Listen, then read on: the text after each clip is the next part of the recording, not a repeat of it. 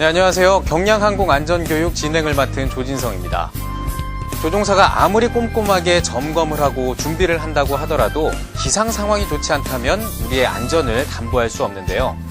지피지기면 백전불태라는 얘기가 있습니다. 오늘 이 시간에는 항공 기상 정보를 습득하는 방법, 그리고 비행에 영향을 미치는 기상 현상들을 알아보는 시간을 갖겠습니다. 교관님을 소개하겠습니다. 이승표 교관님 나와주셨습니다. 안녕하십니까? 예, 안녕하십니까? 네. 우리가 비행을 하기 전에 이 항공 기상을 확인하는 일, 상당히 중요한 일일 텐데요. 항사라고 하면은 안전 비행을 위해서 항상 비행 전에 항공 기상을 파악을 하는 것처럼 중요한 것이 없습니다. 내 자신을 믿고 그리고 비행기를 믿고 악기상을 뚫고 가는 그런 어리석은 조종사가 되지 않기를 바라겠습니다. 항상 비행 전 비행 기상 상태를 체크하는 것 가장 중요한 요소라고 할 수 있습니다. 자, 여기서 나타나고 있는 그 FAA의 통계가 있는데 전체 비행기 사고 중 21%가 날씨에 관련된 사고입니다. 그중 또 바람에 의한 사고가 과반수를 차지하고 있는 거죠. 네, 그렇군요. 그렇다면 이 비행을 할 때 비행하기 좋은 날씨 혹은 비행하기 안 좋은 날씨가 있을 것 같은데 어떻게 구분을 하면 좋을까요? 비행을 하기에 좋은 날씨, 나쁜 날씨라고 먼저 구분을 짓기 전에 먼저 이것을 한번 설명을 해드리고 싶습니다.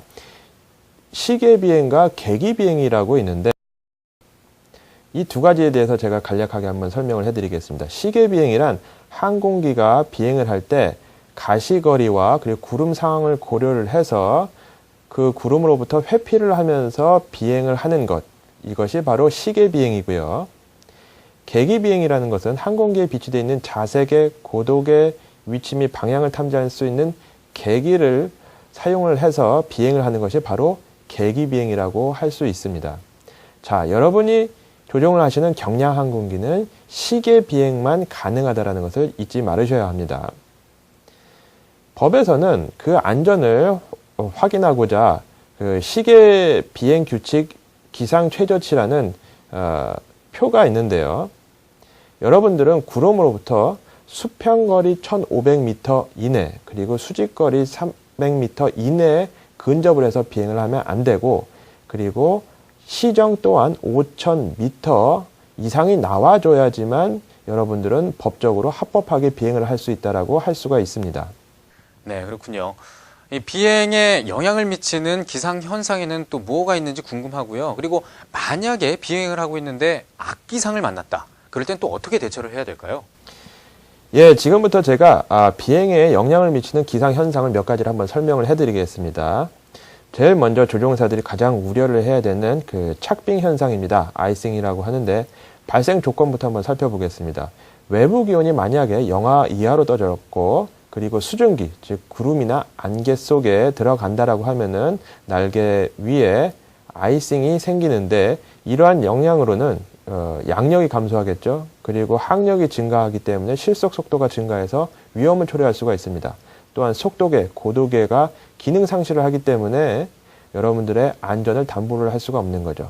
방법은 무엇이냐? 절대 구름 속에 진입을 하지 말아야 되는 것입니다.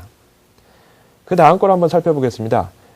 뇌우, 썬더스톰인데 발생 조건으로는 그 불안한 대기가 있는데 그 중에 수증기가 상승 기류를 만나 가지고서 발생하는 것이 바로 뇌우라고 할 수가 있습니다. 천둥, 번개, 폭우, 터뷸런스, 우박 같은 거를 동반을 하고 있습니다. 지금 사진에 보시는 것과 같이 오른쪽 상단부가 모자의 창처럼 삐쭉하게 이렇게 나와 있는데 그것이 바로 구름의 진행 방향입니다. 그리고 그 멀리서는 우박까지 떨어지고 있기 때문에 만약 내가 저 멀리서 썬더스톰을 발견을 했다. 그리고 나는 그러면은 구름 속에 들어가지 않아도 되니까 피해만 가면 되겠지라는 생각을 하셔도 우박에 영향을 미칠 수가 있기 때문에 절대 진입을 해서도 안 되고 멀리 우회를 해야 되고, 그것도 안 되면은 회항을 해야 됩니다. 그 다음 거를 한번 살펴보겠습니다. 아까 같은 현상에서 우리가 쉽게 만날 수 있는 것이 바로 우박입니다. 직경 5mm 이상의 얼음 덩어리를 우리는 우박이라고 하는데, 이것은 대형 항공기가 비행 중에 우박을 만났다라고 하면은, 즉 우박의 피해를 맞았다라고 하면은 대형기조차도 비행이 불가능할 정도로 매우 위험한 기상 현상입니다. 그러니까 꼭 피해 가야겠죠. 그 다음 안개입니다. 안개는 구름이 아니니까 괜찮겠지. 나는 그건 뚫고 가도 되겠다라고 생각할 수도 있지만 하늘에 있으면은 구름이고 구름이 땅에 있으면 안개가 됩니다. 그렇기 때문에 여러분들은 안개조차도 뚫고 가면 절대 안 되겠죠. 그리고 여러분들이 쉽게 만날 수 있는 것이 바로 서리입니다. 서리는 추운 겨울날 보통 많이 생기는데 여러분들도 교실에서 유리창 밖에 서리가 생기는 것을 볼 수가 있습니다. 기온이 떨어졌는데 나중에 그 떨어지는 포인트가 이슬점을 만나면은 그리고 그 이슬점이 영하 이하로 떠 있더라면은 바로 기체가 고체로 바로 변한 것이 바로 서리입니다. 지금 사진에 보시는 것과 같이 날개 위에 서리가 쌓여 있는데 그 FAA 조사 결과에 의하면은 날개 위에 사포의 거칠기로 약한 서리가 쌓였다고 하더라도 양력은 30%가 감소를 하고 항력은 40%가 증가하게 되겠습니다. 그러니까 꼭 비행 전에는 서리를 제거를 하고 비행을 해야겠죠. 네, 그렇군요. 이렇게 많은 기상 현상에 대해서 알아봤는데요. 그렇다면 이 기상 현상들을 알아볼 수 있는 기상 정보, 어디에서 어떻게 얻을 수가 있을까요? 예, 여러분들이 항공 기상을 확인하는 홈페이지, 항공기상청 홈페이지에 들어가서 정보를 얻을 수가 있습니다. 항공기상청 홈페이지에서는 시간 단위로 기상 정보를 발표를 하기 때문에 매우 정확하죠. 자, 여러분들은 그 중에서도 가장 중요한 것이 바로 바람의 방향과 세기, 그리고 구름의 양과 높이라고 할 수가 있습니다. 항상 이것을 반드시 확인하는 습관을 길들여야 되겠습니다.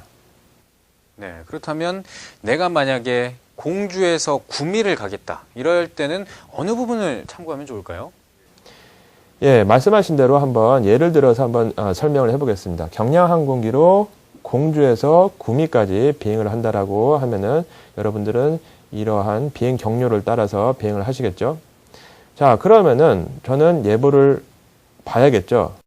나는 그 전날 9시 뉴스에 나왔던 예보를 봤으니까 이 정도면 충분하다라고 생각을 하시면은 이것은 매우 위험한 비행 준비가 되겠습니다. 그렇군요.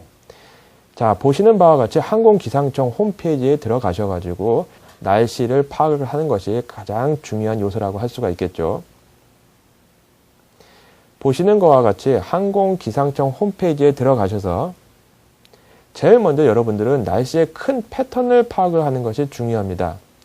보이시는 것처럼 상단의 일기도 영상에서 위성을 클릭을 하시면은 그날의 그 큰 구름의 패턴을 알 수가 있습니다. 그 다음 여러분들이 참조를 하셔야 될 것이 바로 레이더 영상입니다. 보시는 화면처럼 레이더 영상에는 지금 강우가 있는 곳이 파란색과 초록색으로 나타나고 있는데요. 그리고 오른쪽에는 강수량 표시까지 나타나고 있습니다. 내가 비행을 하고자 하는 항로상에 지금 강수량 표시가 없는데 난 그럼 비행을 해도 되겠다라고 생각을 하시면 그건 큰 오산입니다.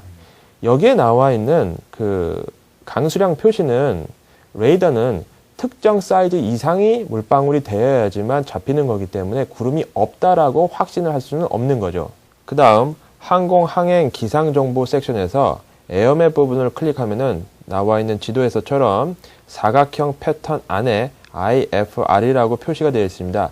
이 부분은 계기 비행 구간으로서 여러분들이 비행을 하면 안 되는 구간입니다. 이것을 꼭 참조하시기를 바랍니다.